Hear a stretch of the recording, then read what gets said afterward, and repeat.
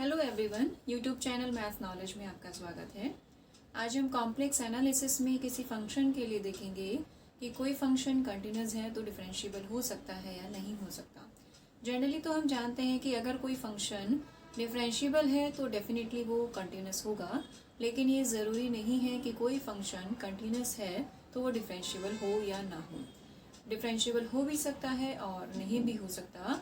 अब उसी से रिलेटेड एक एग्जांपल हम यहाँ पर सॉल्व करेंगे कॉम्प्लेक्स एनालिसिस में। यहाँ हमें फंक्शन गिवन है f of z equals to mod of z square. हम देखेंगे कि ये कंटिन्यूस है लेकिन डिफरेंशिएबल सब जगह नहीं है, जबकि ये सभी जगह कंटिन्यूस है।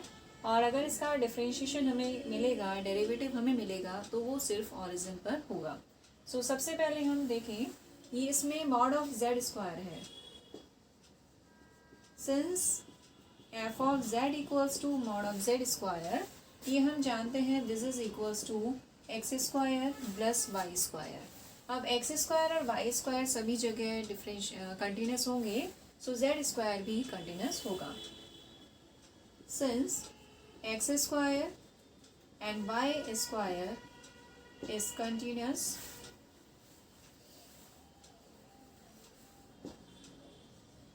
are continuous everywhere,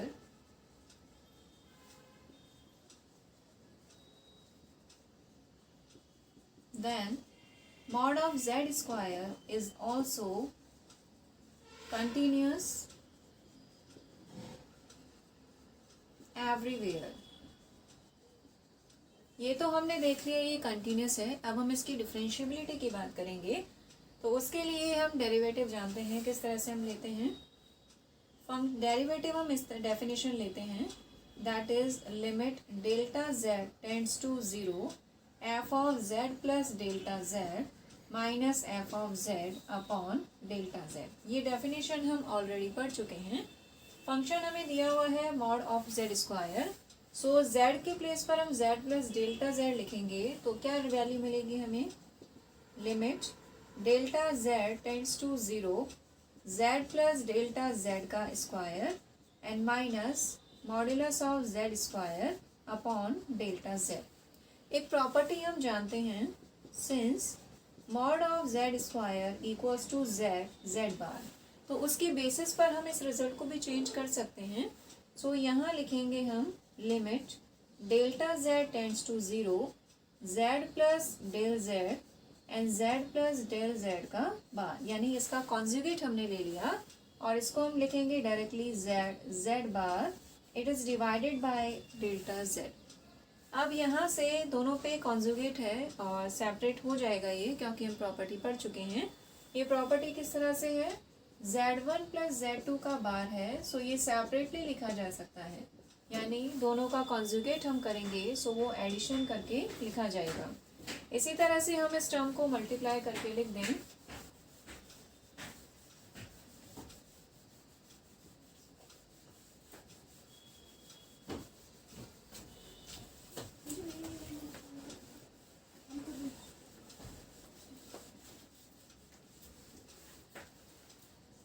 f dash z equals to limit delta z tends to 0।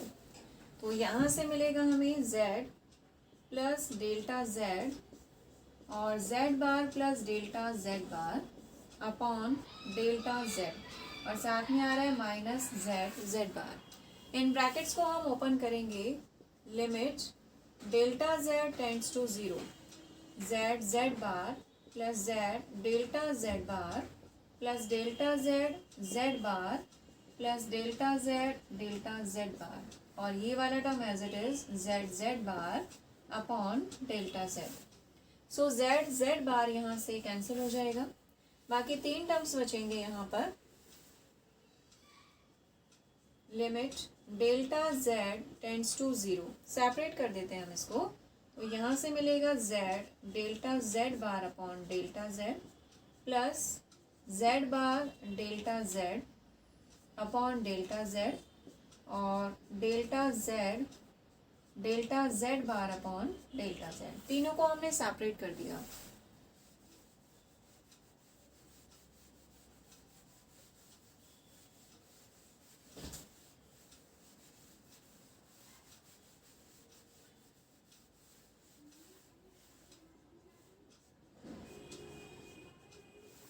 अब यहाँ से ये वाला डेल्टा जेड कैंसिल हो जाएगा, ये भी कैंसिल होगा।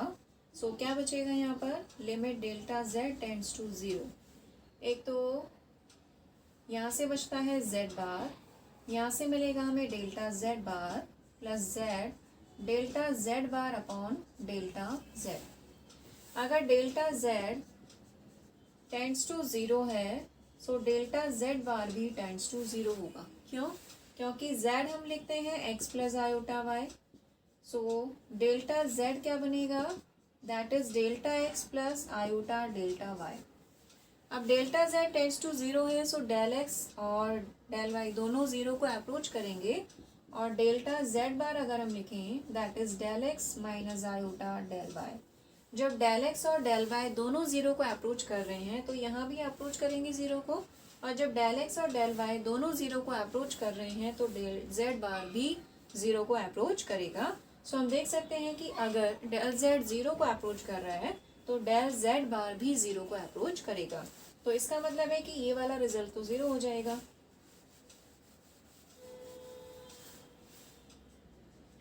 F dash Z equals to limit delta Z tends to zero. ये बचेगा Z bar plus Z delta Z bar upon delta Z, ये टर्म बचता है। तो जेड बार और जेड ये तो फिक्स है, देयर इज़ नो चेंज। इस पे लिमिट लगेगी क्योंकि डेल्टा जेड इसमें आ रहा है, और इसके लिए हम पढ़ चुके हैं कि डिफरेंट पाथ हमें लेने होते हैं, यानी डेल्टा जेड डिफरेंट पाथ से ज़ीरो को अप्रोच करेगा। और दोनों कंडीशन में अगर रिजल्ट सेम आता है तो ये डिफरेंशिएबल होगा, यानी इसका डेरिवेटिव एग्जिस्ट करेगा, अदरवाइज नहीं करेगा। सो हम डेल्टा जेड को ज़ीरो को अप्रोच करेंगे बाय टू पाथ्स, एक तो रियल एक्सिस के अलोंग और इमेजिनरी एक्सिस के अलोंग।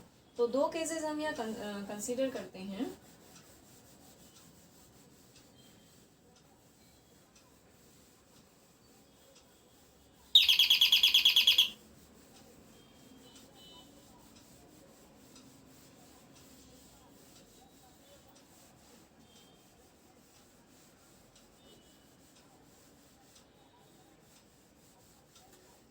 केस फर्स्ट हम लेते हैं, if delta Z tends to zero along x axis. X axis का मतलब है कि डेल वाई क्या हो जाएगा, ज़ीरो, यानी डेल्टा जेड किस में कन्वर्ट हो जाएगा, डेल्टा एक्स में। क्योंकि डेल्टा जेड को हम क्या लिख सकते हैं, del x plus iota del y. अब जब डेल वाई ज़ीरो के इक्वल आ रहा है, ज़ीरो को अप्रोच कर रहा है, तो डेल्टा एक्स यानी डेल्टा जेड डेल्टा एक्स को अप्रोच करेगा।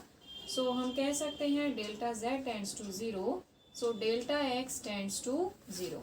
अब इसमें हम इस टर्म को सॉल्व कर रहे हैं अलग से, इस वाले टर्म्स को हम अलग से सॉल्व कर रहे हैं। Now limit delta Z tends to zero delta Z bar upon delta Z. So जो डेल्टा जेड है वो कन्वर्ट हो गया डेल्टा एक्स में।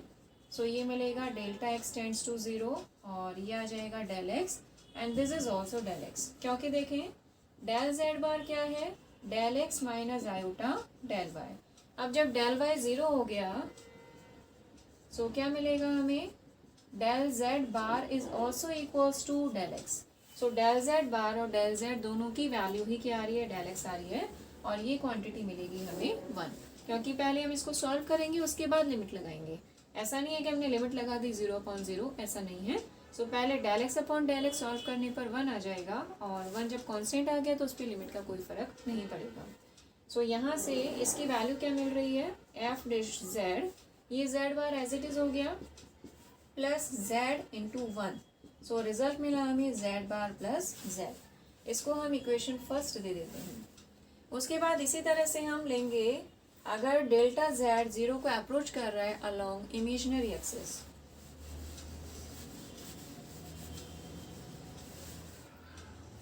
केस सेकंड हम कंसीडर करें, ये वाई एक्सिस के अलोंग ले लिया हमने, तो इस केस में delta x tends to zero होगा, और ये मिलेगा हमें आयोटा डेल वाई। अब delta Z tends to zero है, सो क्या मिलेगा, del y tends to zero. अब इस रिजल्ट को फिर से हम देखें। अब यहाँ से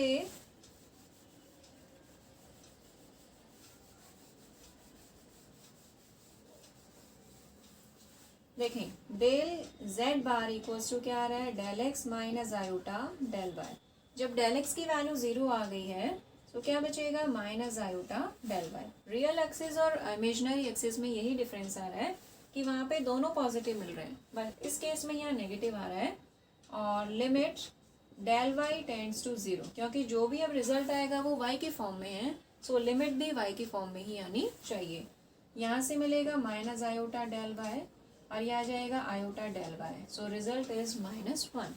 इसकी वैल्यू आ गई तो एफ डैश जेड क्या बनेगा, that is Z bar plus z into -1, Z bar minus Z, इसको हमने दिया second.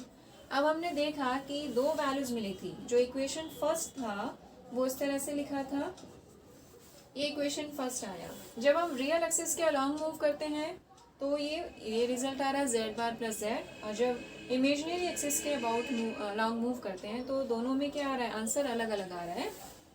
So F dash Z is different, यानी सेम नहीं है इन बोथ केसेस। इसका मतलब क्या हुआ, F dash Z is not differentiable. लेकिन अगर हम ऑरिजिन की बात करें, एवरीवेयर सभी जगह ये डिफरेंशिएबल नहीं होगा। अब इसमें अगर हम जीरो की बात करें, ऑरिजिन की बात करें, तो क्या रिजल्ट मिलता है,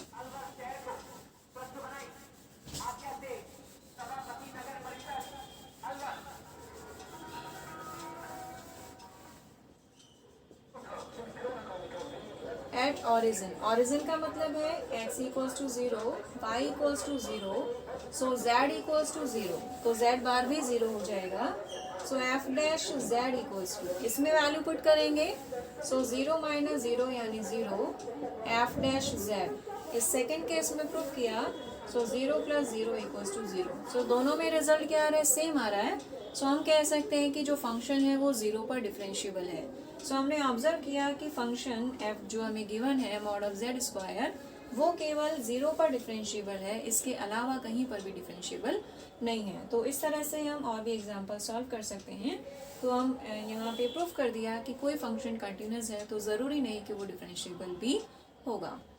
तो इस वीडियो में इतना। नेक्स्ट टॉपिक या नेक्स्ट एग्जांपल हम नेक्स्ट वीडियो में सॉल्व करेंगे।